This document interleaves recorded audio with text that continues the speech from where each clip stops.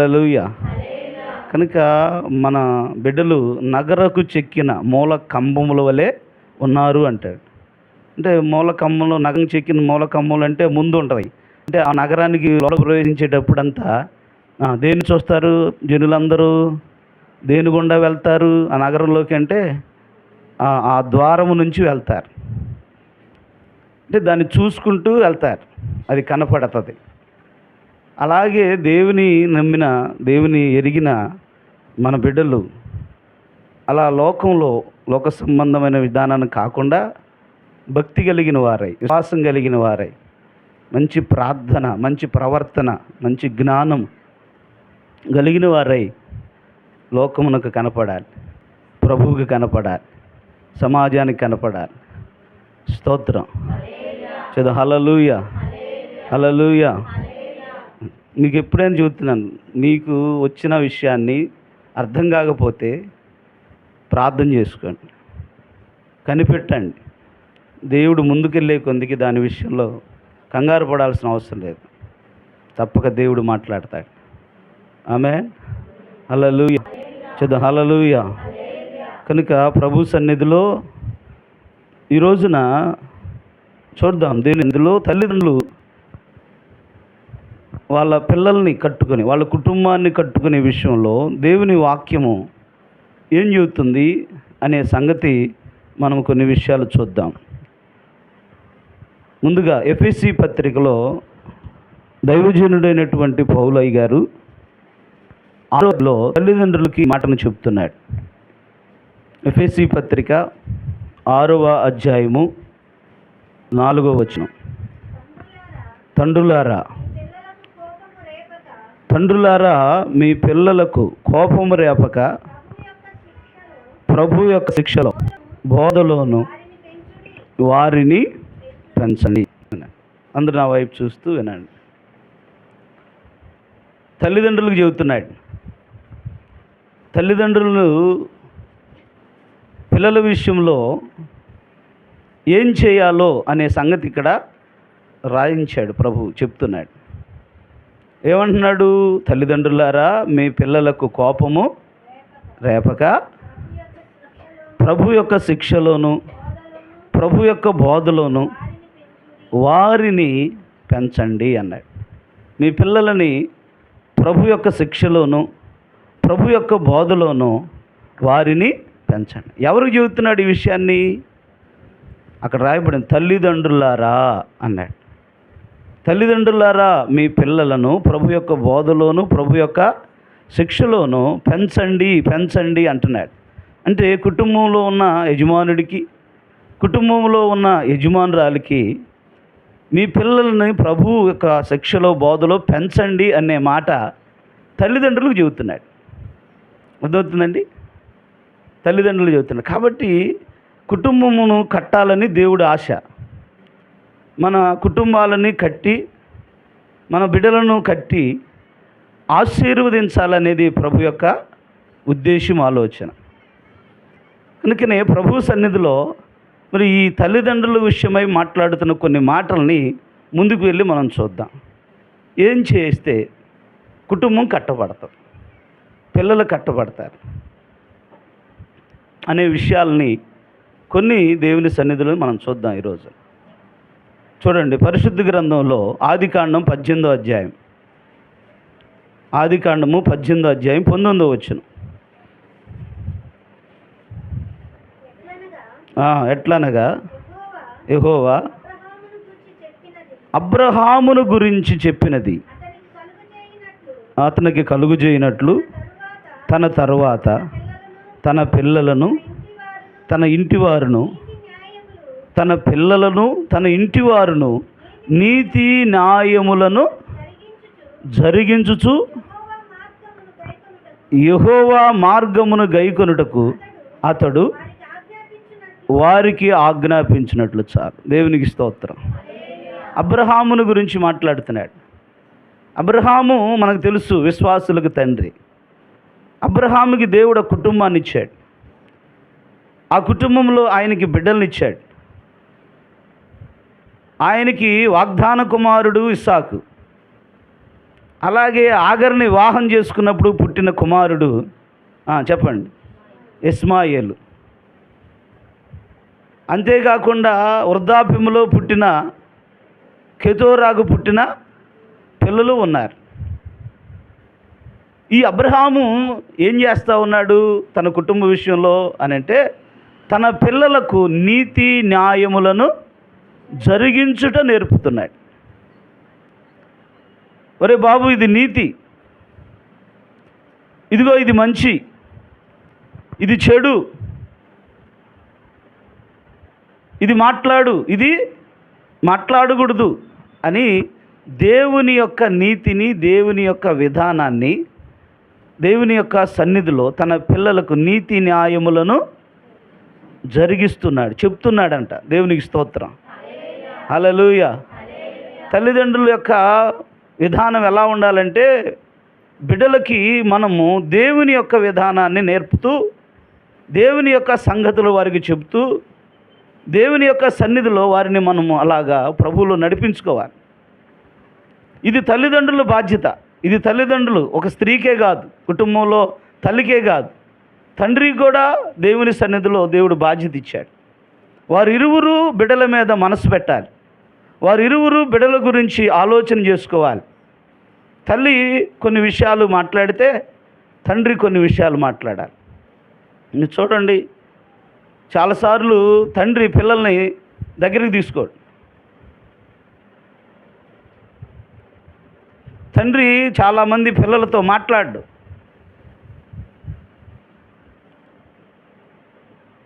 తల్లి చాలా విషయాలు మాట్లాడుతుంది, దగ్గరికి తీసుకుంటుంది సహజంగా. అయితే చాలామంది తల్లిదండ్రులు పిల్లల గురించి పట్టించుకోరు, పిల్లలతో మాట్లాడరు. వాళ్ళకి ఆ పని, ధనం, ఇక వీటిల్లో పడిపోయి పిల్లల్ని పట్టించుకోవటం, పిల్లల గురించి ఆలోచన చేయటం, పిల్లలతో గడపటం వారికి సమయం లేకుండా ఆ విధంగా ఆ బిజీ పనుల్లో పడిపోయి పిల్లలతో మాట్లాడరు, పిల్లల్ని దగ్గరికి తీసుకోరు. ప్రభువు చెబుతున్నాడు, అబ్రహాము తన పిల్లలకు నీతి న్యాయములను నేర్పుతున్నాడు. ఆమేన్. దేవునికి స్తోత్రం, హల్లెలూయా. నీ పిల్లలతో నువ్వు టైం స్పెండ్ చేయాలి. తండ్రి కొంత సమయం పిల్లలకి కేటాయించాలి. తల్లి పిల్లలతో సమయాన్ని గడపాలి, మాట్లాడాలి. పిల్లల్ని ఒంటరిగా విడిచిపెట్టకూడదు. చూస్తున్నాం సమాజంలో ఎందుకు పిల్లలు, కుటుంబాలు పాడవుతున్నాయి అని అంటే, తల్లిదండ్రులు చేస్తున్న ఈ పొరపాట్ల వల్ల. తల్లిదండ్రులు పిల్లలకి సమయాన్ని కేటాయించలేకపోతున్నారు.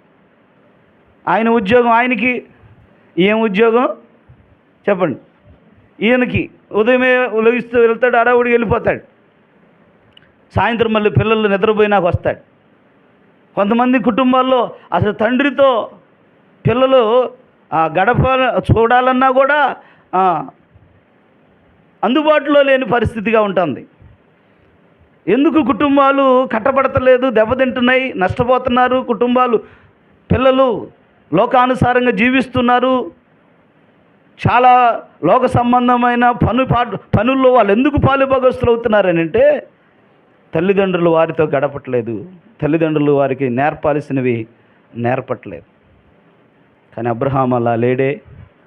అబ్రహాం అంటున్నాడు తన పిల్లలకి, తన తరువాత తన పిల్లలకి ఏం నేర్పుతున్నాడు? నీతి న్యాయములను జరిగించుచున్నాడు. దేవునికి మహిమ కలుగునుగా. హల్లెలూయా. నువ్వు ఎంత ధనమైనా సంపాదించు, గృహాలు కట్టి, వెండి బంగారమి, అవేవి నీ పిల్లలను బాగు చేయవు. అవేవి నీ పిల్లలను సన్మార్గంలో నడిపించవు.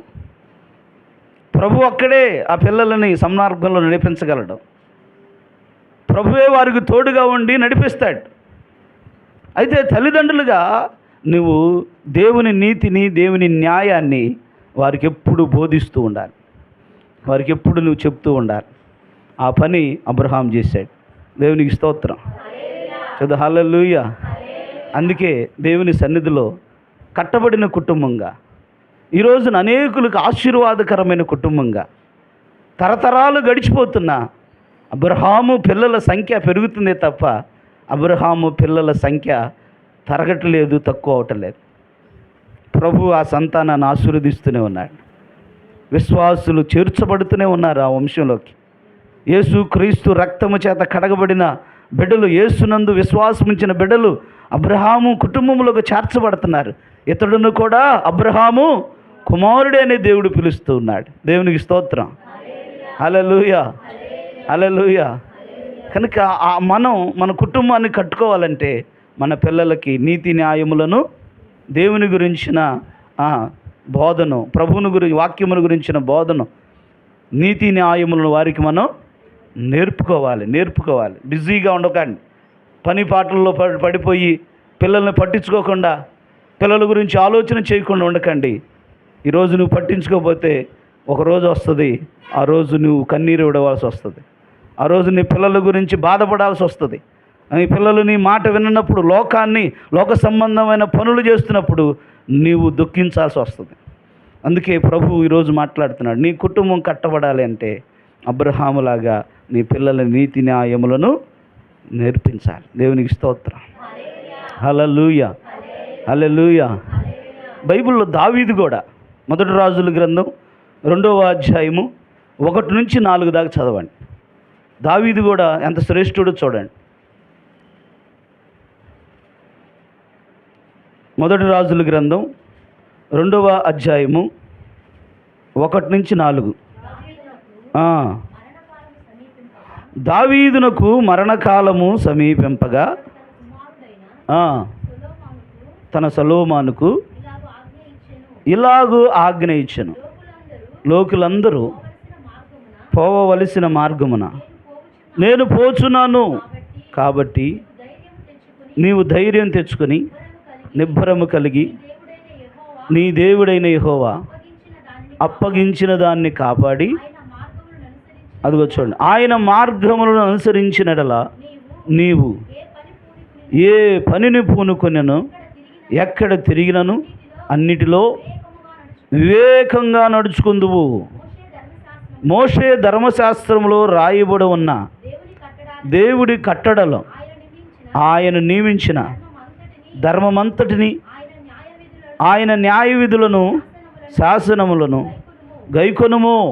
అప్పుడు అదుగు చూడండి, అప్పుడు నీ పిల్లలు తమ ప్రవర్తన విషయములో జాగ్రత్తగా నుండి తమ పూర్ణ హృదయముతో, పూర్ణ మనస్సుతో సత్యమును అనుసరించుకుని ఎడల ఇశ్రాయేలుల రాజ్యములో మీద ఆసీనుడగు ఒకడు నీకు ఉండక మానడని యెహోవా నన్ను గురించి ప్రమాణం చేసిన మాటను స్థిరపరచును. దేవునికి స్తోత్రం. యెహోవా ఇచ్చిన మాటను ఏం చేస్తాడంట, దేవుడు స్థిరపరుస్తాడు అని చెప్తున్నాడు. చెప్తూ సొలొమోనును పిలిచి మరణకాలంలో ఈ విషయాలు చెబుతున్నాడు. తన కుమారుడు సొలొమోనును పిలిచి, అయ్యా సొలొమోన్, నీకు కొన్ని విషయాలు చెప్తాను. దేవుని గురించి, మన ప్రభు అయిన యేసుక్రీస్తుని గురించి నీకు కొన్ని విషయాలు చెప్తాను, వాటిని విను నీవు అని దేవుని సన్నిధిలో అంటున్నాడు. ఆయన మార్గములను అనుసరించినడలా నువ్వు ఏ పనిని పూడుకున్నా, ఎక్కడ తిరిగినా ఏం జరుగుతుందంట, అన్నిటిలో వివేకంగా నడుచుకుంటావు. ప్రభు అంటున్నాడు, ఆయన మార్గములను అనుసరించిన ఎడల నీవు ఏ పనిని పూనుకున్నా ఆ పనిలో నీవు ఆశీర్వదించబడతావు. నువ్వు ఎక్కడ తిరిగినా దేవుడు నీకు తోడై ఉంటాడు. ఏ స్థలముకు వెళ్ళినా దేవుడు నిన్ను కాపాడుతాడు. నువ్వు మంచి రాజ్య పరిపాలన చేస్తావు. నీకు ఆయన ఆలోచన ఇచ్చి నిన్ను నడిపిస్తాడు. ఆయన మార్గాల్లో నడువు, ఆయన మార్గాలలో నడువు. ఆయన ధర్మశాస్త్ర గ్రంథ ఆజ్ఞలను నువ్వు గైకొను, పాటించు అని తన కుమారుడైనటువంటి సొలొమోనుకి దావీదు నేర్పుతూ ఉన్నాడు. దేవునికి స్తోత్రం. చదువు హల్లెలూయా. అలాగ నువ్వు చేయగలిగితే ఏమంటున్నాడు, ఇదిగో ఈ సింహాసనం మీద దేవుడు చెప్పాడు, నీ కుమారుడు సింహాసనం మీద రాజుగా ఉంటాడు అన్న మాటను దేవుడు స్థిరపరుస్తాడు. దేవుడు చెప్పిందని నెరవేరుస్తాడు.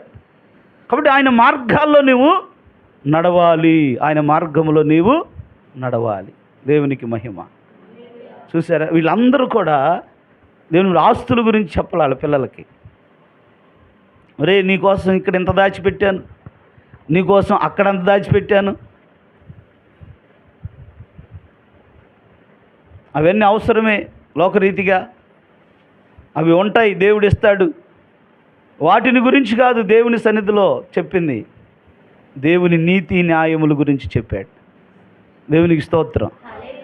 ఎలాగ దేవుణ్ణి వెంబడించాలో చెప్తున్నాడు, దేవుని ఎలా ఆరాధించాలో చెప్తున్నాడు, దేవుని యొక్క ఆజ్ఞలు కట్టడలు ఎలా గైకొనాలో దేవుని సన్నిధిలో తన కుమారుడికి చెప్పుకుంటున్నాడు దావీదు, అబ్రహాం. కనుక ప్రభునందు బిడ్డలారా, మొదటిది మన పిల్లలకి నీతి న్యాయముల గురించి దేవుని సన్నిధిలో మనం ఏం చేయాలి? చెప్పాలి. ఆమేన్, హల్లెలూయా. చదువుని ఎలాగైతే చెప్తావో, ప్రతిరోజు కూర్చోబెట్టి ఈ పాఠం ఇచ్చారు, ఆ పాఠం ఎలాగైతే వాళ్ళకు బోధిస్తావో చెప్తావో, అలాగే దేవుని యొక్క వాక్యాన్ని గురించి కూడా వారికి చెప్పాలి. దేవుని ప్రేమను గురించి చెప్పాలి, దేవుని యొక్క నీతిని గురించి చెప్పాలి, దేవుని యొక్క న్యాయాన్ని గురించి చెప్పాలి.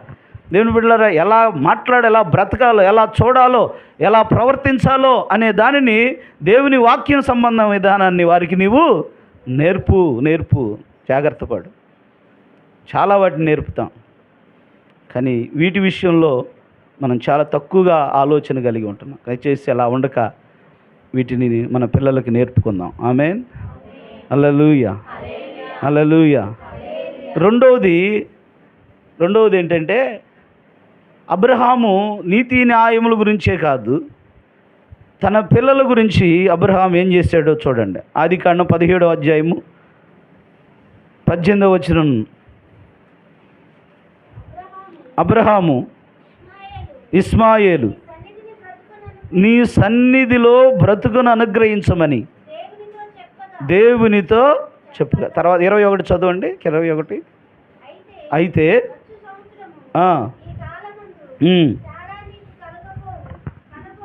ఇస్మాయేలును గురించిన మొర అని ఉంటుంది చూడండి. నేను విన్నాను. అక్కడే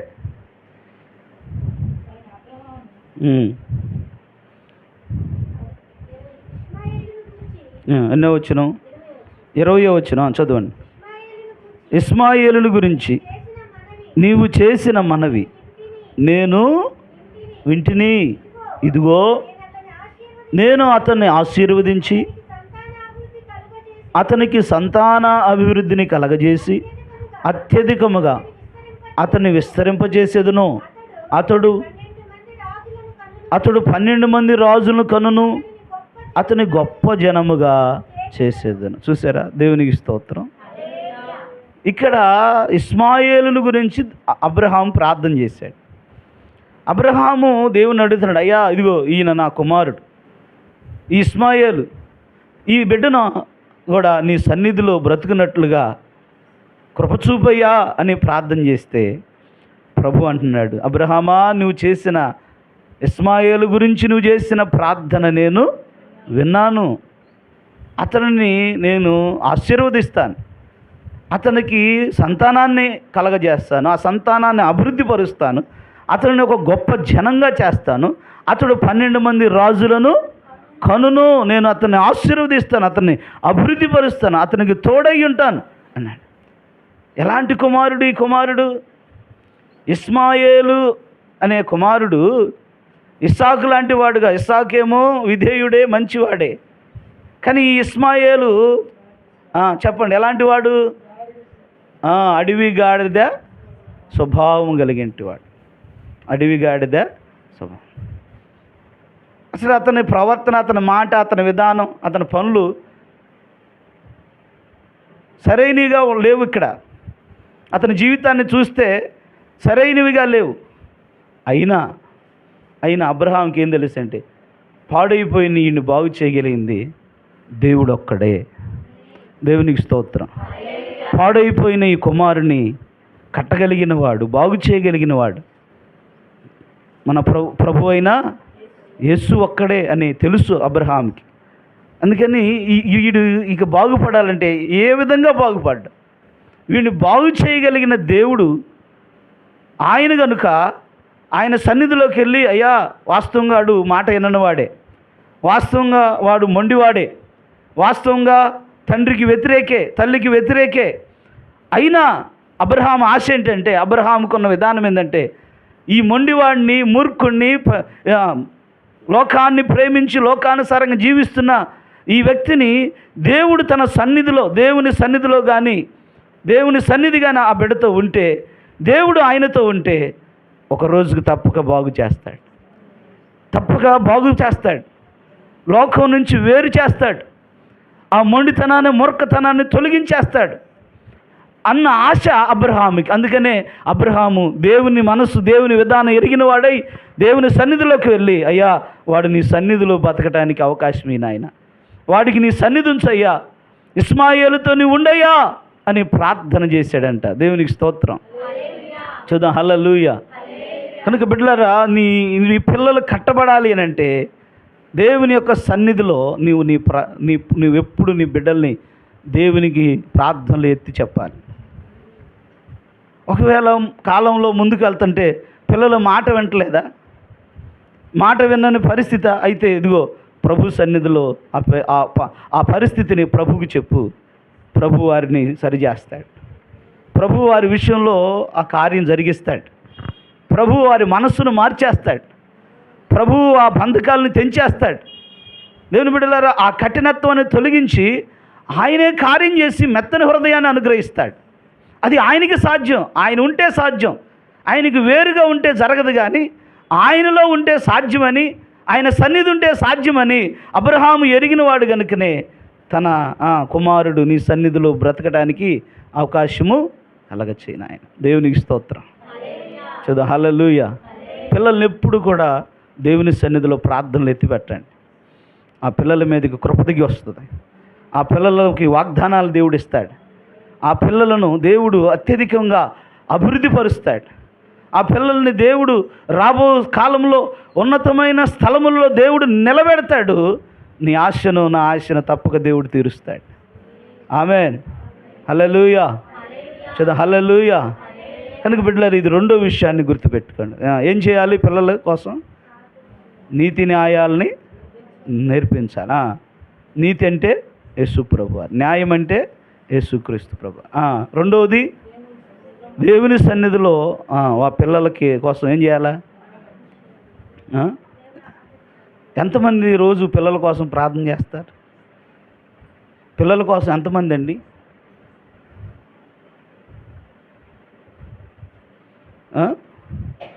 నీ పిల్లల కోసం నువ్వు కన్నీరు గార్చాలి, ప్రతిరోజు ప్రార్థనలు పెట్టాలి, ప్రతిరోజు దేవుని సన్నిధిలో నీ బిడ్డలను ఎత్తి దేవునికి అప్పగించాలి. ఆ ప్రార్థన ఎప్పుడు చేయండి. ఇది రెండవది. ఆమేన్. దేవునికి స్తోత్రం. మూడవది బిడ్డలారా, ఆదికాండము 49వ అధ్యాయము 28వ వచనం. ఇక్కడ తల్లిదండ్రులు ఏం చేయాలో మరొక విషయాన్ని చెప్తున్నాడు చూడండి. తరువాత అతడు వారికి ఆజ్ఞాపించుచు ఇట్లా నేను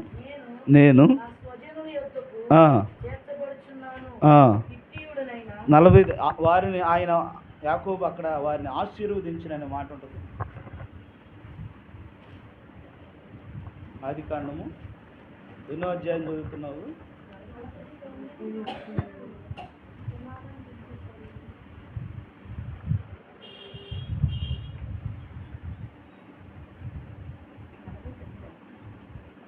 ఆదికాండము 49వ అధ్యాయము 28వ వచనం. ఇవన్నీ ఇశ్రాయేలులు 12 గోత్రములు వారి తండ్రి వారిని దీవించుచు వారితో చెప్పినది ఇదే. ఎవరి దీవెన చొప్పున వారిని ఏం చేశాడంట? దీవించాను. దేవునికి స్తోత్రం. ఇక్కడ యాకోబు తన 12 మంది పిల్లలను పిలిచాడు. తన 12 మంది పిల్లలను పిలిచి ఆ పిల్లల్ని ఒక్కొక్కరిని ఆయన ఏం చేస్తున్నాడు? దీవిస్తున్నాడు, ఆశీర్వదిస్తున్నాడు. ఆయన దీవించాడు, ఆశీర్వదించాడు.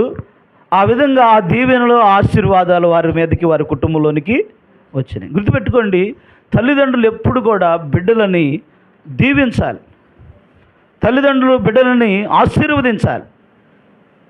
తల్లిదండ్రులు దేవుని సన్నిధిలో, యేసు నామంలో దేవుని సన్నిధిలో నీకు దేవుడు జ్ఞానం ఇచ్చునుగా కానీ, దేవుడు నీకు ఆరోగ్యం ఇచ్చునుగా కానీ, దేవుడు నీకు తోడయ్యుండునుగా కానీ, దేవుని యొక్క సన్నిధిలో ఇలాగ దీవెనలు పలకాలి, ఆశీర్వాదాలు పలకాలి ప్రభు సన్నిధిలో.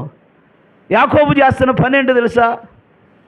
పిల్లలు వాస్తవంగా వారందరూ కొంతమంది బలహీనులే, కొన్ని పనుల విషయాల్లో దేవుని మార్గంలో సరైన విధానం నడవని వారే. అయినా తన పిల్లల్ని ఏం చేస్తున్నాడంటే దీవిస్తున్నాడు, ఆశీర్వదిస్తున్నాడు. ఆ దీవెనల చొప్పున వారి యొక్క కుటుంబాల్లోనికి, వారి మీదకి దీవెనలు వచ్చాయి. అంటే తల్లిదండ్రులు దీవించాలి పిల్లల్ని. మీరు గుర్తుపెట్టుకోండి, ఎప్పుడు నీ పిల్లల్ని నువ్వు చేతులుంచి జీవించవచ్చు. నువ్వు దీవించాలి, తండ్రి దీవించాలి. కొంతమంది తల్లిదండ్రులు ఉంటారు, పిల్లల్ని దీవించరు, ఎప్పుడు శపిస్తూ ఉంటారు, ఎప్పుడు వారి పిల్లల్ని శపిస్తూ ఉంటారు.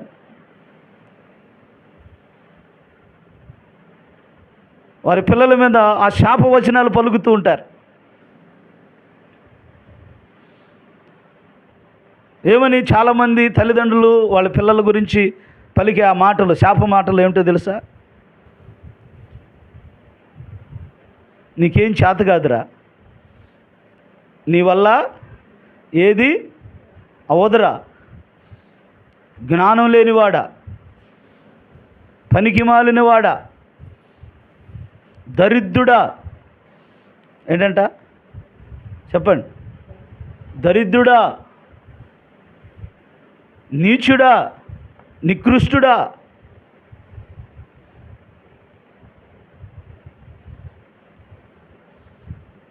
నీవు నీ కుటుంబం ఎలా బాగుంటారో చూస్తావురా.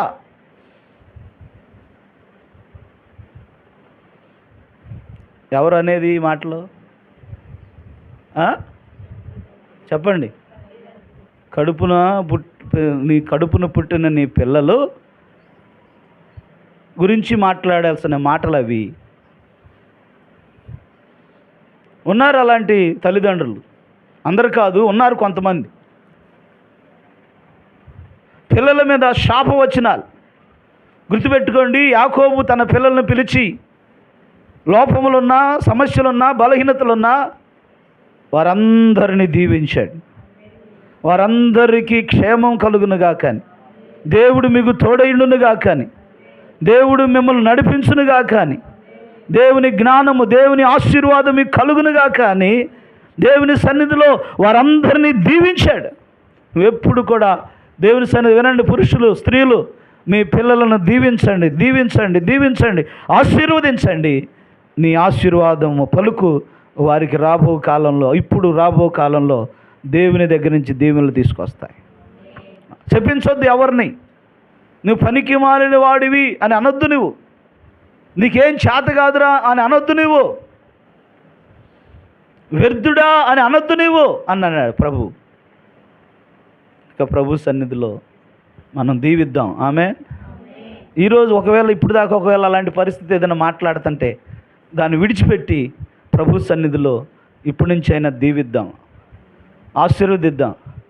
పర్లేదురా, నీకు దేవుడు సహాయం చేస్తాడు, దేవుడు నిన్ను బలపరుస్తాడు, దేవునికి ప్రార్థన చేస్తాను, నీకు జ్ఞానాన్ని ఇస్తాడు బాబు, జ్ఞానాన్ని ఇస్తాడమ్మా నీకు అని నీ పిల్లలకి చెప్పుకొని దేవుని సన్నిధిలో వాళ్ళు బలహీనమైనప్పుడు, వారు సరైన ఆలోచన లేనప్పుడు నువ్వు దేవుని సన్నిధిలో ఆశీర్వాదకరమైన మాటలు వారితో నువ్వు మాట్లాడాలి, వారిని నువ్వు ఆశీర్వదించాలి. చదువులు వెనకబడుతున్నారనుకోండి, చదువులు అనుకుంటా రే ముద్ద ఏమో కొంతమంది తల్లిదండ్రులు అంటారు. ఏంటిది, నువ్వు మొద్దువే, ఇక నీ జీవితంలో నీకు చదువు రాదే అని శాపవచనాలు పలుకుతూ ఉంటారు. లేదు, నువ్వేం చెప్పాలి సార్, దేవుడు నీకు జ్ఞానం ఇస్తాడు, దేవుడు నీకు తోడై ఉంటాడు. దేవునికి అసాధ్యం ఏముందని చెప్పండి. నువ్వు అలా దీవిస్తే నీ పిల్లల మీదకి దీవెనలు వస్తాయి. దేవుడు అలాగ దీవించి ఆశీర్వదించి వర్ధిల్లం చేస్తాడు. ఆమేన్. హల్లెలూయా, హల్లెలూయా.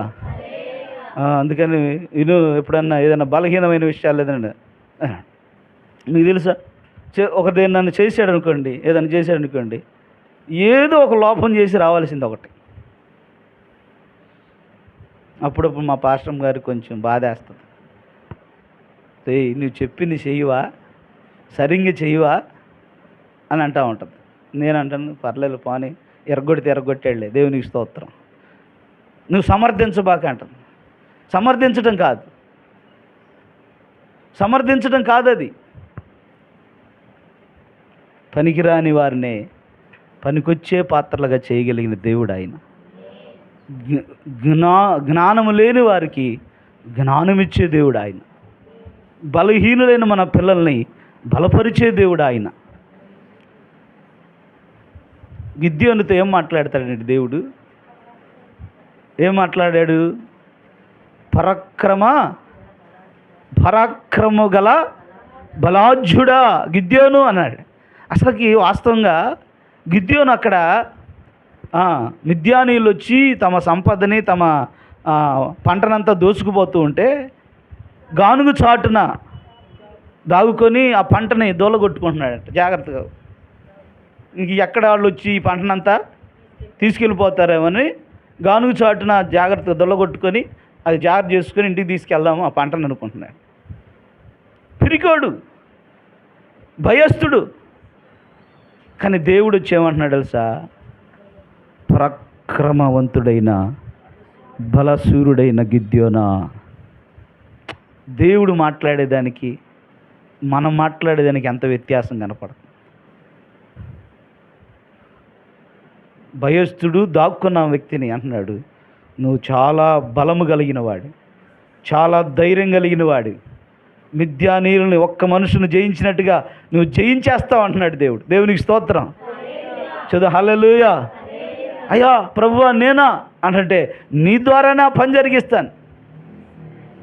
నడుం కట్టుకో గిద్యోనా, లే, మిద్యానీయుల్ని చేతికి అప్పగించబోతున్నాను, లేగు అనే దేవుడు మాట్లాడినప్పుడు ధైర్యం తెచ్చుకొని దేవుని సన్నిధిలో ఆ పిరిగితనం పోయి, ఆ బలహీనత పోయి నిలబడి దేవుని సన్నిధిలో నిలబడి యుద్ధం చేసి జయించాడు.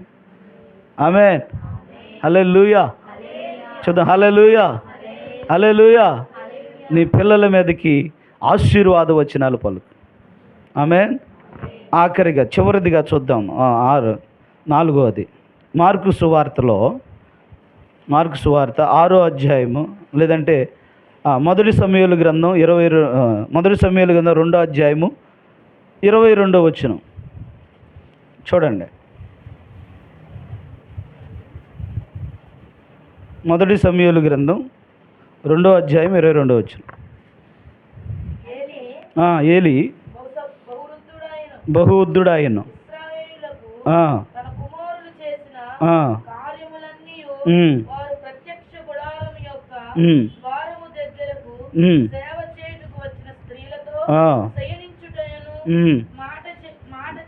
మాట చెవిన పడగా వారిని ఏం చేశాడంట? పిలిచి ఇట్లనేనా, ఈ జనుల ముందర మీరు చేసిన చెడ్డగా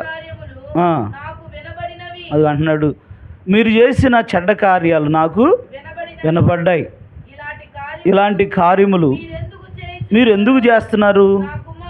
నా కుమారులారా ఇలాగు చేయవద్దు, నాకు వినపడినది మంచిది కాదు.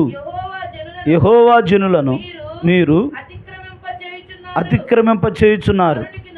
నరునికి నరుడు తప్పు చేసినడలా దేవుడు విమర్శ చేయును గాని ఎవరైనా యెహోవా విషయములో పాపము చేసినడలా వాని కొరకు ఎవరు విజ్ఞాపన చేయను. చాలు. దేవుడు ఈ మాటలు దీవించునుగా. వినండి, ఈ విషయం చెప్పి నేను ప్రార్థన చేస్తాను. ఇక్కడ ఏలి తన కుమారుల గురించి, తన కుమారులను పిలిపించి ఆయన ఇలా మాట్లాడుతున్నాడు.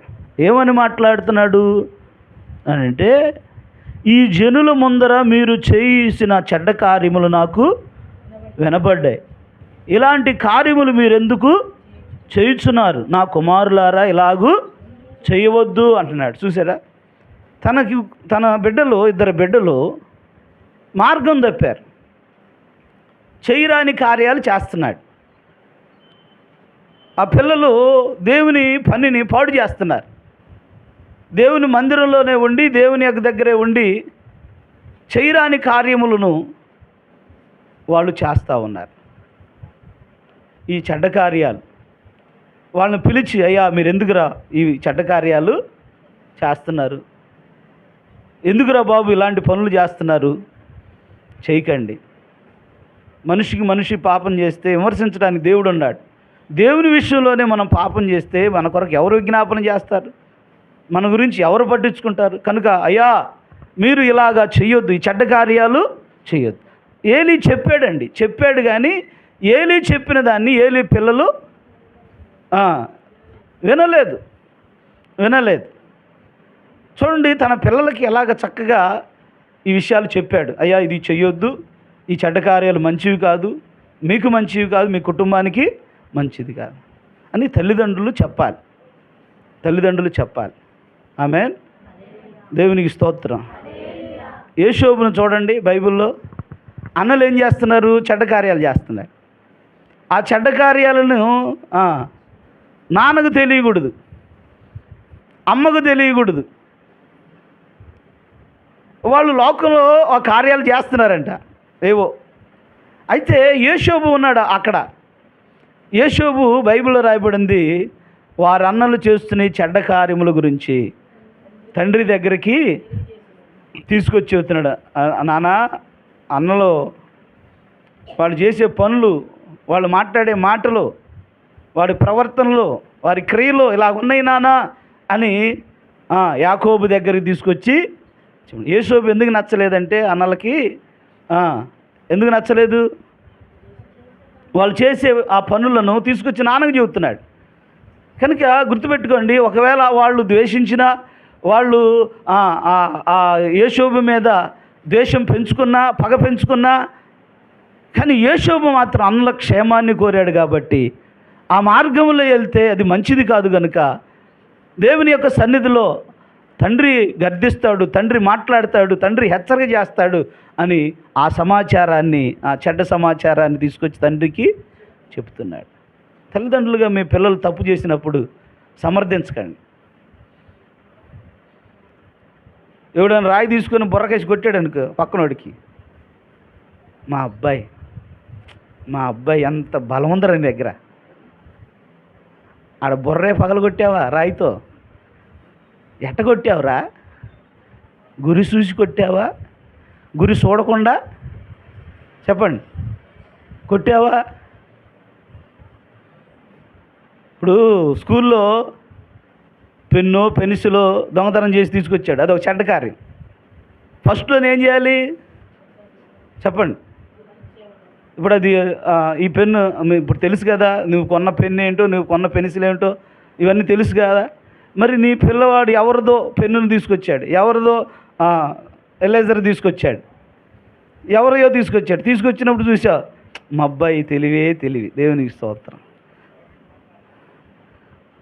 మా అమ్మాయి తెలివి అని చెప్పి అలా ఊరుకున్నావు అనుకో, ఇప్పుడు ఈ పెన్నుతో ఎరేజర్తో పోయింది, రేపు డబ్బులు కడకపోద్ది, లేకపోతే వస్తువులు కడకపోద్ది. బాబు విన్నారా మీరు?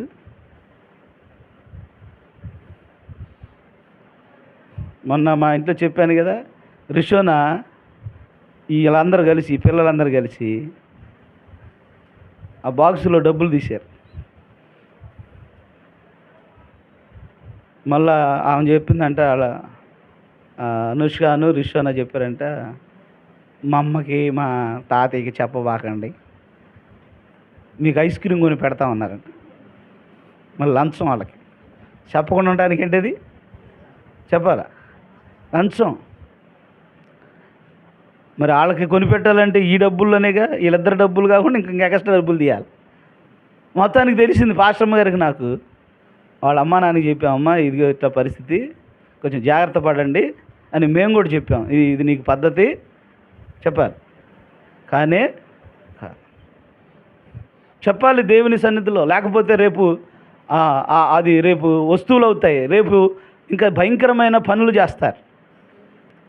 కనుక ప్రభులారా, ఏలీ చెప్పాడు కానీ వినలా. సరే, వినకపోతే దేవునికి అప్పగించాడు. మీరు చెప్పాల్సిన బాధ్యత దేవుని సన్నిధిలో ఉంది. ఈ చెడ్డ కార్యములు నీవు చేయకూడదు. దేవునికి స్తోత్రం. చదువు హల్లెలూయా. ఈ చెడ్డ కార్యములు నీవు చేయకూడదు. బైబిల్లో ఒక తల్లి ఉందండి. ఆ తల్లిని గురించి చదివితే నిజంగా ఈమె మరి తన బిడ్డను నిజంగా ఇలా ప్రోత్సహించింది. ఎందుకు ప్రోత్సహించింది, ఎందుకు ఇలాంటి విధానం అని అనిపిస్తుంది. అది చెప్పి నేను ప్రార్థన చేస్తాను. చూడండి, మార్కు సువార్త 6వ అధ్యాయము 22వ వచనం నుండి 27వ వచనం దాకా చదవండి. ఇది చదివి మన పిల్లలు పాపం చేసినప్పుడు మనం వాళ్ళని గద్దించాలి.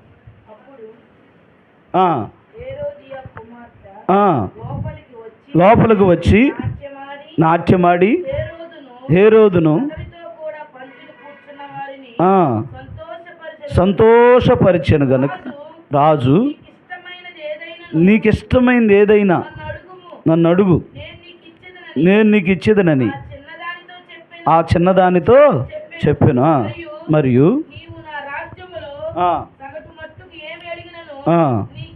నీకు ఇచ్చేదనని అతడు ఆమెతో ఒట్టు పెట్టుకొనాను కనుక ఆమె వెళ్ళి, అది చూడండి, ఆమె వెళ్ళి వాళ్ళ అమ్మగారి దగ్గరికి వెళ్ళంట, నేనేమి అడగాలి, చదువు, తన తల్లిని అడగగా ఆమె బాప్తీసమిచ్చు యోహాను తలను అడగమనెను.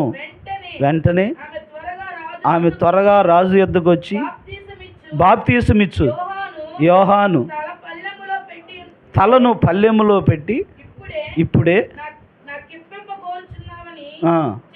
చెప్పాను. రాజు బహుగా దుఃఖపడిన కానీ తాను పెట్టుకున్న ఒట్టు ప్రకారము తనతో కూర్చున్న వారి నిమిత్తమును ఆమెకు వెంటనే రాజు అతని తల తెమ్మని ఆజ్ఞాపించి ఒక బంట్రోతును పంపాను. వాడు వెళ్ళి చెరసాలలో అతని తల కొట్టి పళ్ళెంలో పెట్టి తెచ్చి ఆ చిన్నదానికి చాలు. వినండి, అసలు చదువుకుంటే చూడండి ఎంత భయంకరంగా ఉంది ఇక్కడ.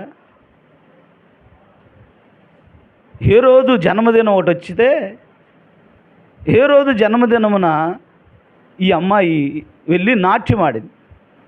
నాట్యమాడితే సంతోషపెట్టిందంట హేరోదుని. మంచిగా నాట్యమాడింది. ఆయన ముగ్ధుడైపోయాడు. అప్పుడు అన్నాడు, నీకేం కావాలో చెప్పు, రాజ్యంలో సగభాగమైన నీకు రాసిస్తానని. ఆ రోజుల్లో రాజుకు సంతోషం వస్తే అట్టాగే ఉంటుంది అన్నమాట. దేవునికి స్తోత్రం. అది వెనక ముందు ఆడకుండా ఏం చేసేవాళ్ళు, మాట ఇచ్చేస్తాం, మాట బట్టి దాన్ని రాజు మాట ఇస్తే ఇక మామూలుగా ఉండదు కదా. అట్లాగే హేరోదు రాజు మాట ఇచ్చాడు, చాలా చక్కగా నాట్యం ఆడావు, నన్ను సంతోషపరిచావు, కాబట్టి నీకేం కావాలి అని రాజ్యంలో సగభాగం కావాలో చెప్పు, ఇచ్చేస్తా అన్నాడు. ఆ అమ్మాయి వెంటనే తల్లి దగ్గరకు పోయింది. తల్లి దగ్గరకు పోయి, అమ్మా, రాజుగారు, హేరోదు రాజుగారు మరి ఏం కావాలని అడుగుతున్నాడు, ఆయన అప్పటికి చెప్పాడు రాజ్యంలో సగభాగం ఏమంటావా అని, మరి ఏం అడగమంటావు అని అడిగింది. అప్పుడు ఆమె హేరోదియా తల్లి, ఆమె పేరు హేరోదియా, ఆమె అంటుంది, బాప్తీసమిచ్చు యోహాను తలను నరికి పల్లెములో పెట్టి బహుమానముగా ఇవ్వమని అడుగు అంటుంది. యోహాను తలను కొట్టి పల్లెములో పెట్టి బహుమానంగా అడుగు. ఒక మనిషిని, ఒక ప్రవక్తని, ఆయన ప్రవక్త, బాప్తీసమిచ్చు యోహాను ఒక ప్రవక్త, అట్టివాడు లేడని, స్త్రీలో పుట్టిన వారు అలాంటి వాడు లేరని, అతను ఒక వెలుగని, దేవుని బిడ్డలారా, మంచి దైవజనుడని, ప్రవక్తని యేసు ప్రభు ఆయన గురించి సాక్ష్యం ఇచ్చాడు. ఎవరి తల అడుగుతుంది ఈమె? బాప్తీసమిచ్చు ఎందుకు అడిగింది? ఎందుకు అడిగిందంటే, ఈ బాప్తీసమిచ్చు యోహాను ఒక రోజున, ఈమె ఎవరంటే హేరోదియ తమ్ముడు భార్య. ఈ తమ్ముడు భార్యని ఆ హేరోదు తమ్ముడు చంపించి ఆ తమ్ముడు భార్యని తన దగ్గర అట్టు పెట్టుకున్నాడు. హేరోదు చేసిన ఆ పనిని బట్టి బాప్తీసమిచ్చు యోహాను వచ్చి, హేరోదు నువ్వు రాజువి, ప్రజలకు మాదిరిగా ఉండాలి, ఒక నాయకుడివి, నువ్వు ఎలాంటి జీవితం జీవించాలి? ఇంత అన్యాయముగా నీ ఇంటిలో ఉన్న నీ తమ్ముడిని చంపించి అతని భార్యని నువ్వు ఉంచుకుంటావా? ఇది నీకు తగినది కాదు అని ప్రవక్త అయినటువంటి యోహాను ధైర్యంగా మాట్లాడాడు. ఆ రోజు ఆ మాట వింది. ఆ మాట విన్న ఆ స్త్రీ, ఆమె ఆనాటి నుండి బాప్తీసమిచ్చు యోహాను మీద పగ పెట్టుకుందంట. తగిన సమయం కోసం చూస్తుంది, పగను పెట్టుకుంది. ఏదో ఒకటి బాప్తీసమిచ్చు యోహాను చేయాలి అని పగ పెట్టుకుందంట. ఒకరోజు వచ్చింది, ఆమె నాట్యమాడి తన కుమార్తె రాజును సంతోషపెడితే ఏ బహుమానం కోరలా, బంగారం అడగల, గృహాలను అడగల, రాజ్యం కావాలని అనలా. దేని బిడ్డలారా, బాప్తీసమిచ్చు యోహాను తల కావాలని అడుగంటుంది. అసలు ఏంటి ఈ తల్లి యొక్క ఆలోచన? ఏమిటి తన కుమార్తెకి నేర్పుతున్న విధానం? తన కుమార్తెకి ఇచ్చే సలహా ఏంటి? ఎలాంటి విధానాన్ని నేర్పుతుంది ఆ తల్లి ఆ బిడ్డకి?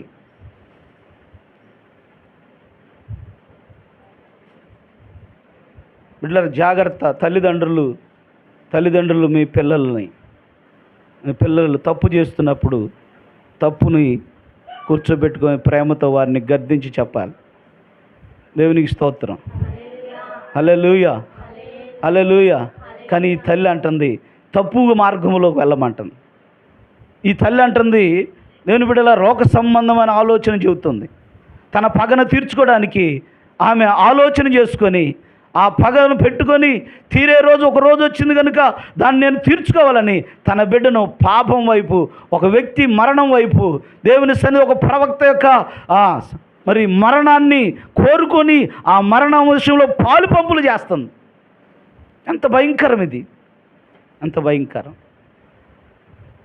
అందుకే బిడ్డల్ని పాపం వైపు కాదు, దేవుని వైపు మనం నడిపించాలి. మనం నీతి న్యాయములైన అబ్రహాము వలె మన పిల్లలను నడిపించాలి. మన పిల్లలు సమాజంలో దేవుని మాటలు ప్రకటించేవారుగా ఉండాలి. పాడైపోతున్న దేవుని యొక్క సన్నిధిలో ఉన్న అనేక మంది బిడ్డలకు మాదిరులుగా ఉండాలి. దేవుని బిడ్డలారా, అలాంటి శ్రేష్టమైన మార్గములో మన పిల్లలు ఉండాలని ఆశ ఉండాలి, వారిని అలా నడిపించుకోవాలి. కానీ ఈ తల్లి అంటుంది పాపం చేయమంటుంది. ఈ తల్లి అంటుంది పాపం వైపు నడువు అంటుంది. ఈ తల్లి అంటుంది బాప్తీసమిచ్చు యోహాను తలను తెమ్మని పల్లెములో పెట్టి బహుమానంగా ఇవ్వమని అడుగుతుంది. ఏం కోరిక ఇది? ఎటు నడిపిస్తున్నావు నీ పిల్లల్ని? పాపం వైపా, లోకం వైపా, అపవిత్ర వైపా? కాదు. జాగ్రత్త. ఇలా వెళ్తే ఏదో ఒక దినాన ఆ పిల్లలు ప్రమాదంలో పడతారు. ఈరోజు బాగుండొచ్చు, నువ్వు అనుకుంది నెరవేరచ్చు, కానీ ఒకరోజు వస్తుంది అది ఖచ్చితంగా ఆ బిడ్డకి సమస్యగా మారిపోద్ది. ప్రమాదభరితంగా పరిస్థితి వచ్చేస్తుంది, రావచ్చు. కనుక మనం ఎప్పుడు కూడా ఇలాంటి విధానం మనం మన పిల్లలకి నేర్పకూడదు. ఇంకా మన కుటుంబాన్ని తల్లిదండ్రులు కట్టుకోవాలి అంటే చెప్పండి. మొదట మన పిల్లలకి నీతి న్యాయాల్ని, రెండవది ప్రార్థన చేయాలి, మూడవది వాళ్ళని మనం ఎప్పుడు దీవించాలి. పనికి మాలినోడా, నీకేం చేత కాదురా, నీ వల్ల ఏం కాదురా అని మాట్లాడకండి. అవన్నీ శాప సంబంధమైన మాటలు. నాలుగవది చెప్పండి, వాళ్ళు చెడు కార్యముల వైపు మనం నడిపించకూడదు. నీ పిల్లల్ని నువ్వు గద్దించాలి. మొక్కై ఉన్నప్పుడే వంచాలి, మానైనాక అది వంగదో, తెలుసు కదా. ఎందుక జాగ్రత్త పడదాం. ఇలా నువ్వు ఉండగలిగితే నీ పిల్లల్ని దేవుడు కడతాడు. దేవునికి స్తోత్రం. నీ పిల్లలు ఆశీర్వాదకరంగా ఉంటారు. నీ పిల్లలు దేవుని మందిరంలో పచ్చని ఒలీవ మొక్కల వలె ఉంటారు. దేవునికి స్తోత్రం. హల్లెలూయా. దేవునికి సమాజానికి వారు వెలుగుగా ఉంటారు. దేవునికి వందనాలు. దేవునికి మహిమ కలుగును గాక. ప్రార్థన చేసుకుందాం. తల్ల వంచండి, చిన్న ప్రార్థన చేయండి. ప్రభు సన్నిధిలో, ప్రభు పాదాల దగ్గర విన్న వాక్యాన్ని బట్టి చిన్న ప్రార్థన చేయండి. నీ కుటుంబం కట్టాలని దేవుడు కోరుకుంటున్నాడు. నీ బిడ్డలను ఆశీర్వదించాలని ప్రభు ఆశ కలిగి ఉన్నాడు. అయితే తల్లిదండ్రులుగా ప్రభు అంటున్నాడు, ఎఫెసీ పత్రిక 6:4 తండ్రులారా మీ పిల్లలకు కోపం రేపక ప్రభు యొక్క శిక్షలోను, ప్రభు యొక్క బోధలో వారిని పెంచండి. నువ్వు ఎలా పెంచుతున్నావు నీ పిల్లలని? నీ బిడ్డలను ఎలా పెంచుతున్నావు? నీ బిడ్డల గురించిన ఆలోచన ఏమిటి? లోకంలో పెంచొద్దు. లోక సంబంధమైన వాటి విషయంలో నీ బిడ్డలను నువ్వు ప్రోత్సహించొద్దు. దేవుని విషయంలో, దేవుని వాక్య విషయంలో ప్రోత్సహించు. ప్రార్థన చేసుకునే విషయంలో ప్రోత్సహించు. దేవుని నీతి న్యాయములు జరిగించే విషయానికి దేవుని సన్నిధిలో ప్రోత్సహించు. అబ్రహాము అలాగ చేశాడు తన బిడ్డల కోసం.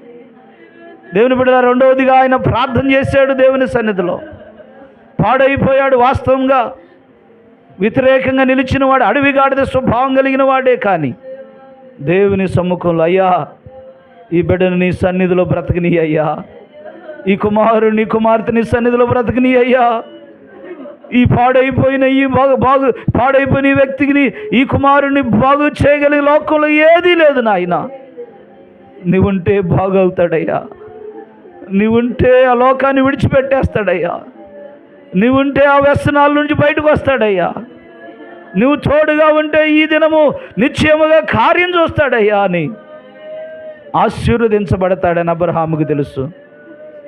అందుకే దేవుని సముఖంలో అబ్రహాము తన కుమారుడి కొరకై దేవుని పాదాల దగ్గర పట్టుకొని ప్రార్థించి ఆశీర్వాదాన్ని తెచ్చుకున్నాడు.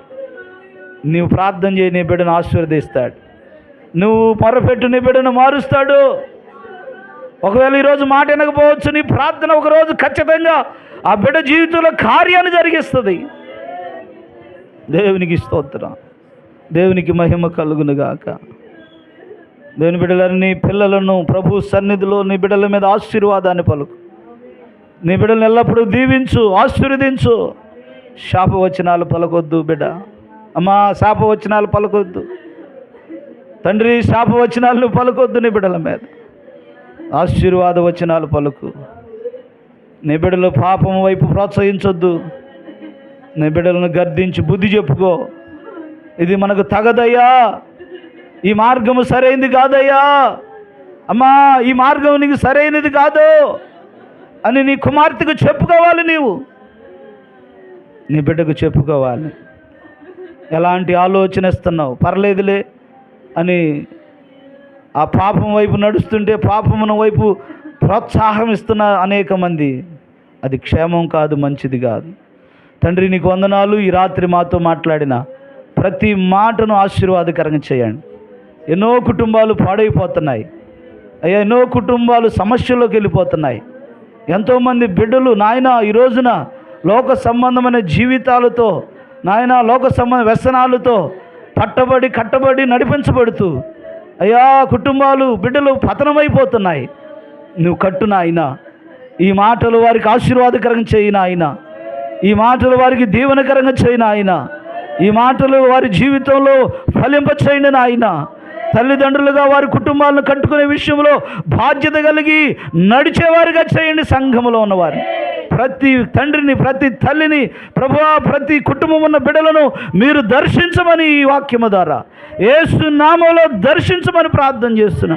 వారి జీవితంలో కార్యములు చేయను ఆయన, వారిని ఆశీర్వదించిన ఆయన, నీలో నిలబడిన ఆయన, నీలో వర్ధిల్లింపచేయని ఆయన, అద్భుతాలు వారు చూచుదురుగాక. ప్రభు, ఈ వాక్యము ద్వారా కుటుంబాలు కట్టబడునుగాక, బిడ్డలు కట్టబడుదురుగాక. యేసు నామములో బిడ్డల మీదకి దీవెన ఆశీర్వాదములు కలుగునుగాక. బంధకాలన్నీ తంపబడునుగాక. నీ మార్గముల వారు నడిపించబడుదురుగాక. తండ్రి అయ్యా, ఎంతోమంది తల్లిదండ్రులు దుఃఖపడుతూ వేదన పడుతున్నారు. బిడ్డల విషయమై రోదన చేస్తున్నారయ్యా. ప్రభువా, వారిని కనికరించండి, వారిని కనికరించండి. ఆ కన్నీటిని తొడవండి, వారి బాధ నుండి వారిని విడిపించండి. వారి బిడ్డల విషయంలో మీరే ఉండి కార్యములు జరిగించి వారికి మేలు చేయండి. అయ్యా, ఈ రాత్రి ఈ కుటుంబాలను బిడ్డలు మీ చేతులకు అప్పగించుకుంటూ నజరేయుని యేసు నామమున ప్రార్థించి అడిగి పొంది ఉన్నాము తండ్రి. ఆమేన్.